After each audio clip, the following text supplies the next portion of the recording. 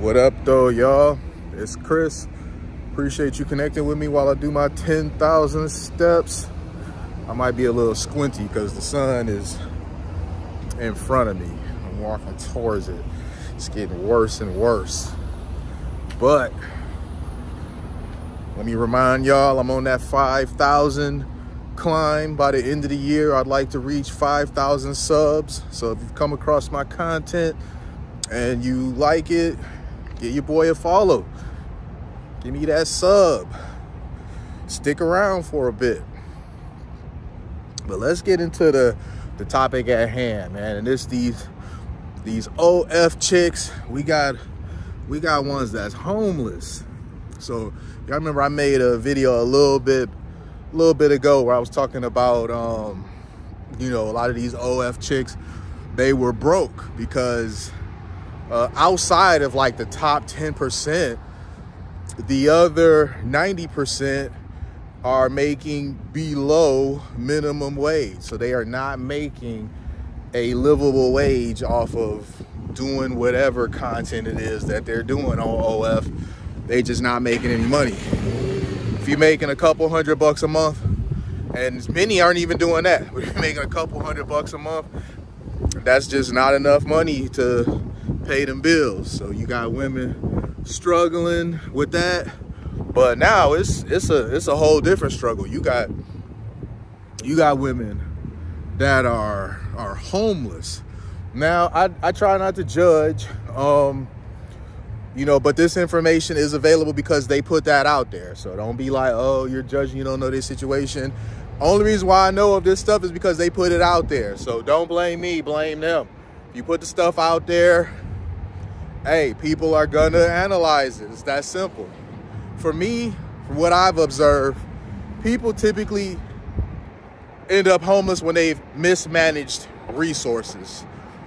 There are situations where things happen outside of your control that can land you homeless, but more often than not, when a person finds themselves without a place to live, it is because they have mismanaged their resources, and the people who are in their lives that could have helped them have already helped them multiple times prior, and they're not interested in doing so again. Especially when you are a woman with 4 children by 4 different men. So there's that part. You have a woman, 4 children with 4 different men. So that already gives you an idea that this is not a woman that really makes very good decisions anyway. Y'all can say that's not fair, but I mean, come on. 4 kids by 4 different men. This is you making bad choices over and over and over. Especially, when you found yourself making suboptimal decisions that could land you and them on the streets. When you got somebody else to take care of, somebody else to feed, somebody else to clothe, you're responsible for somebody else, you got to move different. You cannot be out here just doing stuff because it feels good or because it's what you want to do, because it's what you feel like doing. You got to do what's necessary and not what you want to do. Just is what it is. If you want to make selfish decisions that only affect you and damn everybody else, then you don't have kids. You forfeit that when you bring children into the world. So the woman, she's homeless. To add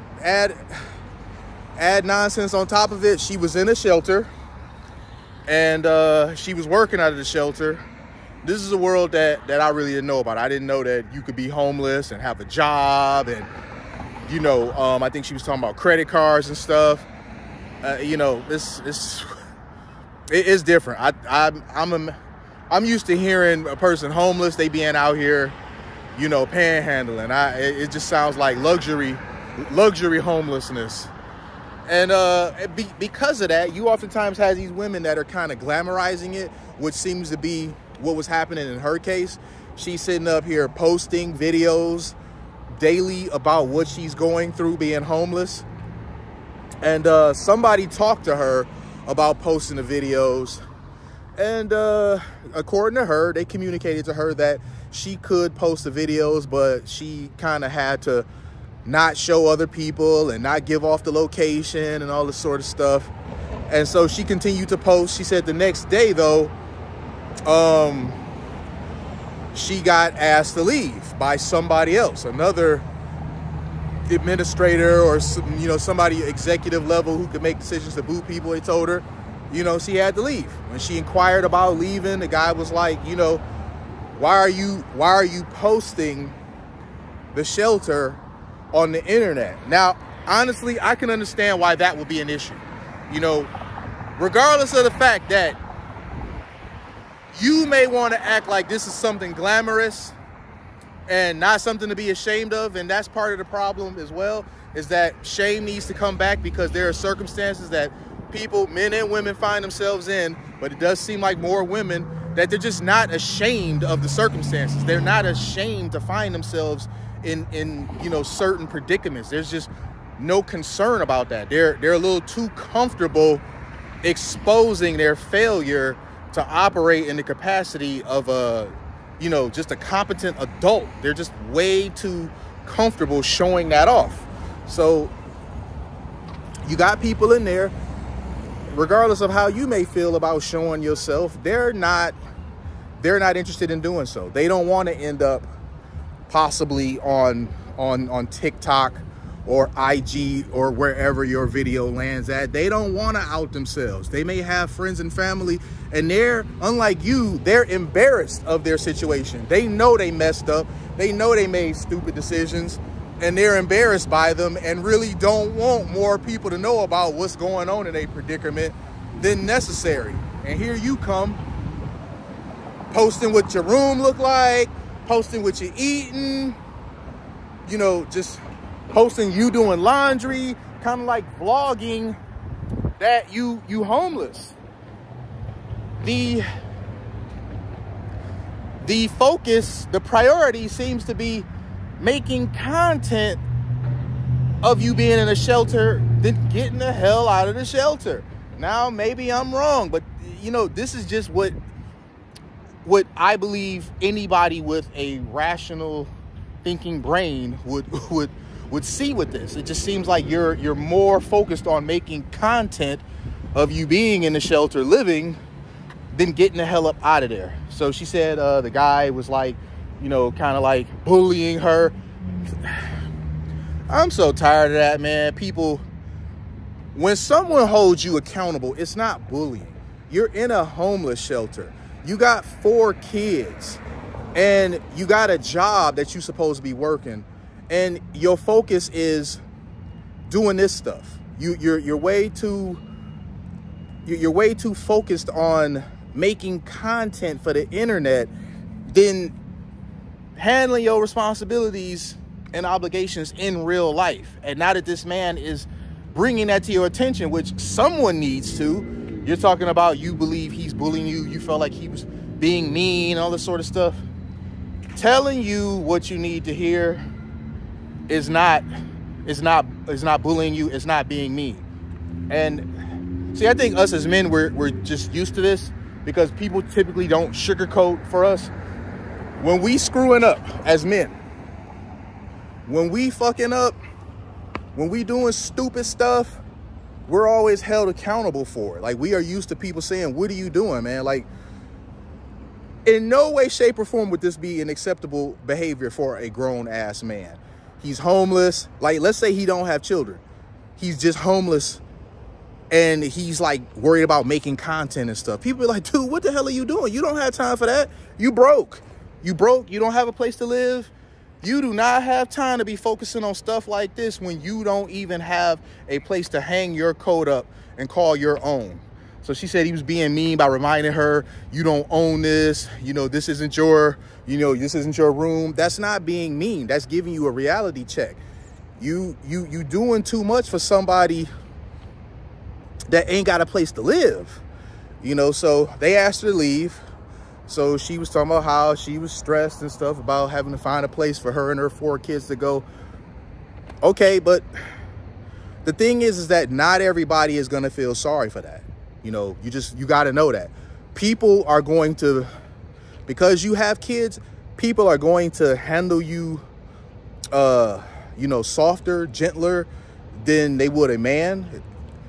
But they're not just going to let you just get away with whatever for, forever. Because of that, eventually you're going to do something where they're just like, okay, this isn't working. You need to go. And she said that, she's having trouble at her job. She's on a final at her job. So you screwing up at work too. You screwing up where you live at here. No, we can go back even further. You screwed up wherever you was at before. That led to you becoming homeless. And then you're screwing up in the shelter, and you're screwing up at work too. You see what I mean by this? Just seems like a woman that has a history of making really bad decisions.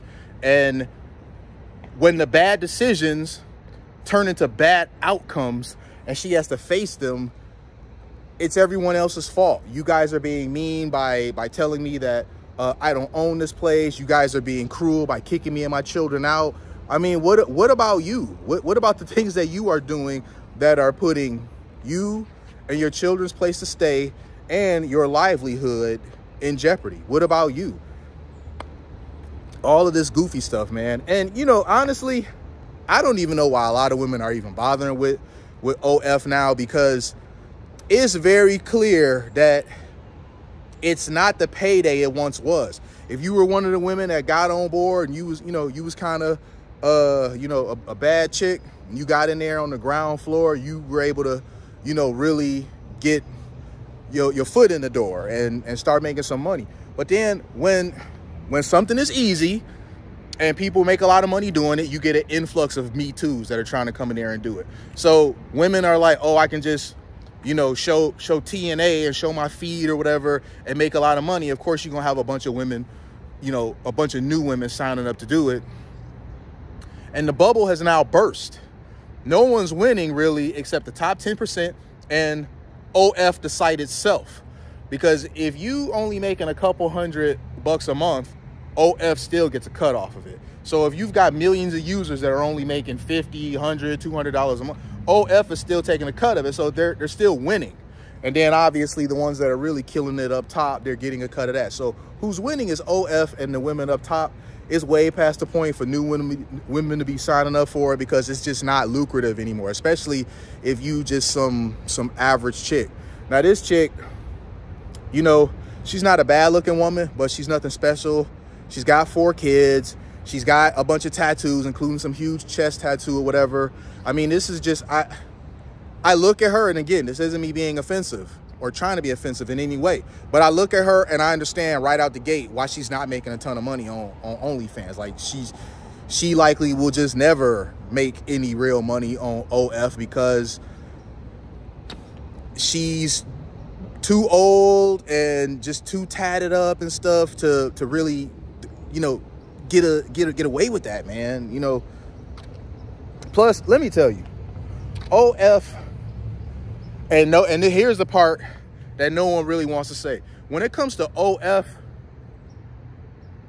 it's hard for sisters to really make any bread there. It is. Like, if you a white chick, if you a pretty white chick, you can do okay just for that alone.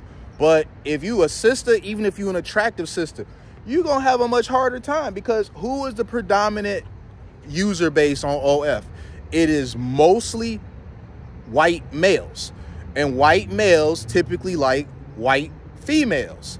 So, it's not enough brothers on there, and it's not enough white guys that fetishize over black girls on there for black women to just make a killing on there. You may have some situations where 1 month, you'll have some video or two that does really well or whatever, and you make, for that month, you might have made $1,500, $2,000 for that month, because you had some video that you did something in it that kind of went viral and word of mouth got people to talking. But the following month, it's going to drop back down to you making that $120 that you always been making.